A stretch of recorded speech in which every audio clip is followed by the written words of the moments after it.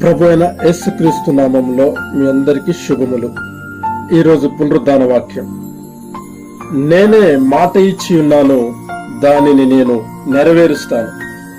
యెహెజ్కేలు పుస్తకము 22వ అధ్యాయము 14వ వచనం.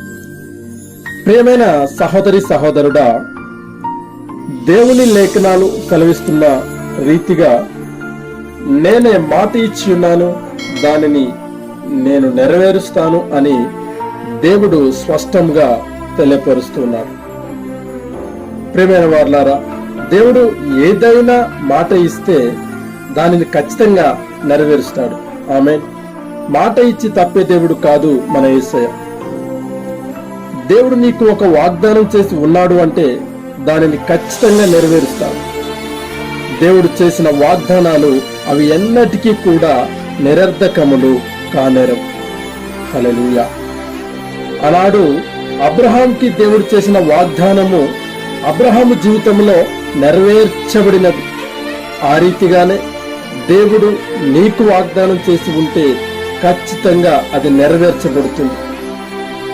ఈ వీడియో చూస్తున్న నీకు దేవుడు సంతానం ఇస్తా అన్నాడా? విశ్వసించు, సంతానం కలుగుతుంది. ఉద్యోగం ఇస్తా అన్నాడా? విశ్వసించు, తప్పకుండా ఉద్యోగం దొరుకుతుంది. వివాహం అవుతుంది అని వాగ్దానం చేశాడా? విశ్వసించు, తప్పకుండా నీకు వివాహం జరుగుతుంది.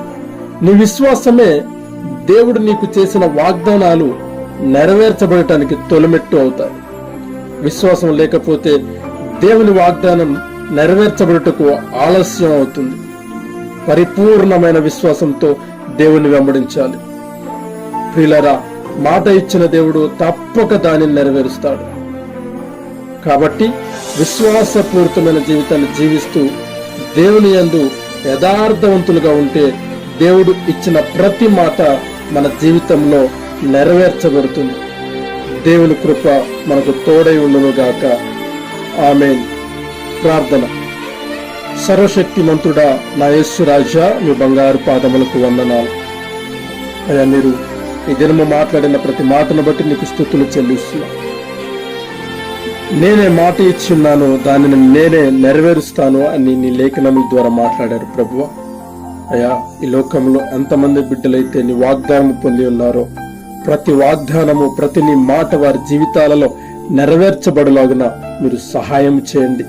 ఆ వాగ్దానాలు నెరవేర్చబడి, మీరు ఇచ్చినటువంటి మాటలు నెరవేర్చబడి, అయ్యా వారి జీవితాలలో సంతోషం ఉండలాగున మీరు సహాయము చేయమని అడుగుచున్నాను.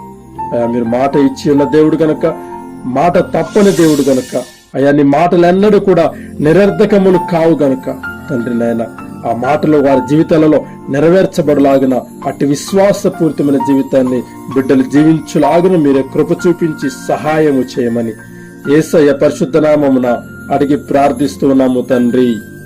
ఆమేన్.